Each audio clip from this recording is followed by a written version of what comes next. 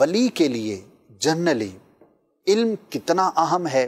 کیا ولی جو ہے وہ بغیر علم کے بھی ہو سکتا ہے؟ ایک ہے علم ہونا اور ایک ہے کوئی علمی مقام ہونا. ٹھیک ہے. علمی مقام ایک ڈیفرنٹ چیز ہو جاتی ہے، اس میں ایک امتیازی خصوصیت یا ایک نمایاں ہونے کا معنی پایا جاتا ہے. صحیح. وہ ایک اور چیز ہے، لیکن فی نفس ہی علم ہونا جی یہ تو ولی کے لیے ضروری ہے. بزرگوں نے فرمایا متخذ اللہ جاہلا ولیہ.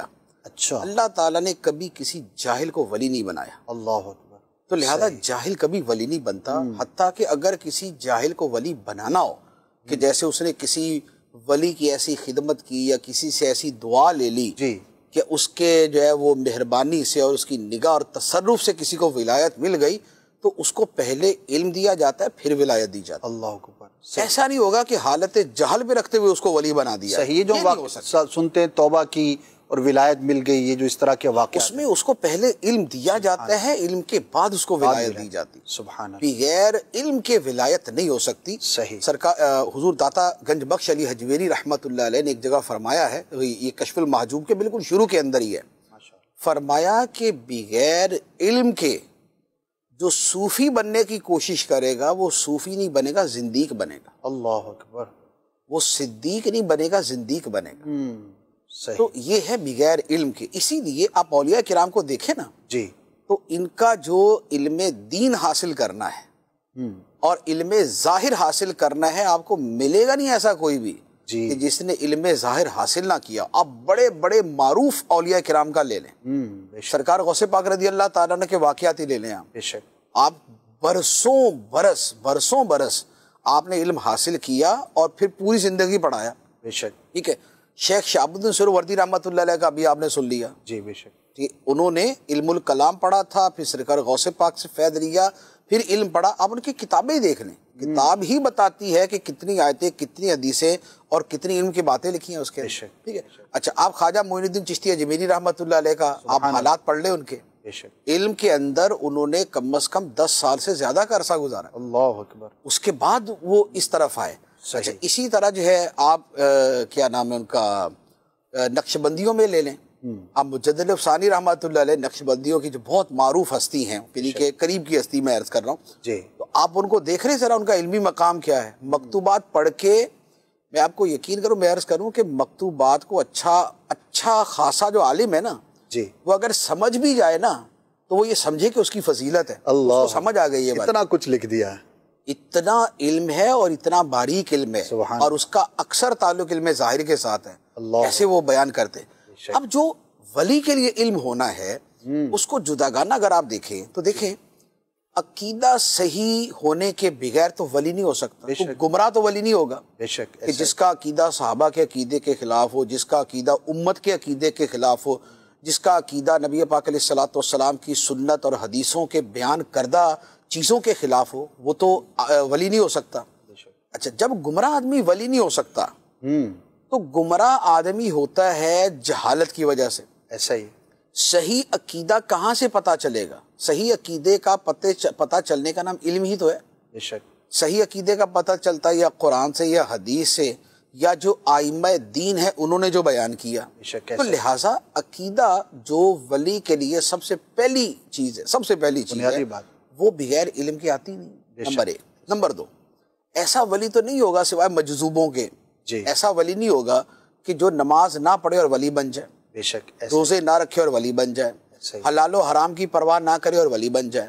تو اب جس نے نماز پڑھنی ہے تو اس کو نماز کا طریقہ اور اس کے فرائض و واجبات اور سنن و مستحبات سیکھنے پڑے گا ہی نہیں. ایسا ہی. جو ولی ہوتا ہے وہ تو مستحبات کے ادا کرنے کے اندر علماء ظاہر سے 100 گنا آگے ہوتا ہے. ایسا ہی. تو آخر وہ سیکھے گا تو اس کے مطابق نماز پڑھے گا نا، غیر علم کے کیسے. اچھا، پھر اسی طرح کوئی شخص یہ رمضان کے مسائل ہو گئے، حلال و حرام کے ہو گئے. اچھا، ولی کی بہت بڑی پہچان یہ ہوتی ہے کہ حرام سے تو بچتا ہی ہے، شبہ سے بھی بچتا ہے. ایسا ہی. ٹھیک ہے. اس کو پتہ کیسے چلے گا شبہ کسے کہتے ہیں؟ وہ علم سے پتہ چلے گا. تو علم کے بغیر نہیں ہو سکتا. اچھا، پھر اس کے ساتھ ولی کا جو بہت زیادہ ہم تعلق دیکھتے ہیں نا، وہ قلب اور باطن کے ساتھ ہوتا ہے. جی. ٹھیک ہے.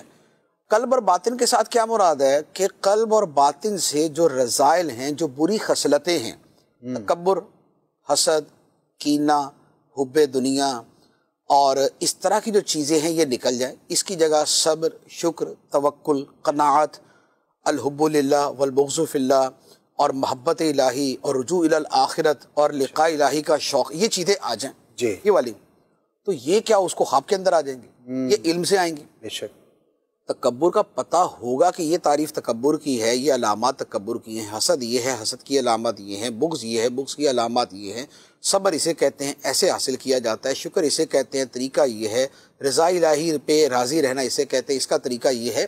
یہ ساری کی ساری چیزوں کا تعلق علم کے ساتھ، علم کے ساتھ تو لہذا وہ جو علم قلب ہے وہ ولی کو آئے گا تو اس کا راستہ آگے بڑھے گا، ورنہ یہ تو اس کی علم قلب جو ہے یہ تو سب سے بنیادی سیڑھی ہوتی ہے، اس کے بغیر تو ولی آگے بڑھ ہی نہیں سکتا، تو لہذا یہ علم آنا بھی ضروری ہے۔ تو یہ جو بنیادی علم ہے نا، عقیدے کا علم، اس کے ساتھ جو فرائض کا علم ہے، واجبات کا جسے ہم فرض علوم کہتے ہیں جو اس کے متعلق ہوتے ہیں، جی تیسرے نمبر پہ جو علوم قلبیہ ہیں، اس میں بھی فرائض کا علم شامل ہو جاتا ہے، علوم قلبیہ، یہ سب آتے ہیں تو کوئی بندہ ولی بنتا ہے، ورنہ عقیدے میں غلطی کرے گا تو ولی نہیں بنے گا، گمراہ ہوگا، گمراہ ہو جائے گا۔ اگر وہ فرض نمازوں میں غلطی کرے گا وہ ولی نہیں بنے گا، وہ فاسق بنے گا۔ فاسق ہو جائے گا۔ اگر علوم قلبیہ کے اندر وہ غلطی کرے گا اور معاذ اللہ اس کے دل میں تکبر ہے یا انانیت ہے یا اس میں حب جاہ ہے، اگر یہ چیزیں اس کے دل میں ہیں وہ ولی نہیں بنے گا، اس کو بھی مرید بننے کی ضرورت ہے۔ صحیح۔ تو یہ چیزیں ہوتی ہی درست تب ہے جب علم ہوتا ہے، تو لہٰذا علم جو ہے یہ ولی کے لیے بنیادی شرائط میں سے، پھر جب ولی بن بھی جاتا ہے اس کے بعد بھی ولایت جو اصل شروع ہوتی ہے وہ تو کہتے ہیں معرفت الہی کو، معرفت الہی، ولایت نہ معرفت الہی کا ہے، معرفت اور علم ایک ہی چیز ہے، اس کے درجات ہیں، اس کے معرفت کا ایک وہ درجہ ہے جو جیسے مثال کے طور پہ ہم جیسوں کو حاصل ہے کہ ہمیں قرآن حدیث پڑھ کے یہ پتہ ہے کہ اللہ تعالیٰ کے بارے میں کیا عقیدے رکھنے ہیں، نبیوں کے بارے میں کیا عقیدے رکھنے، یہ معرفت ہے یہ جی۔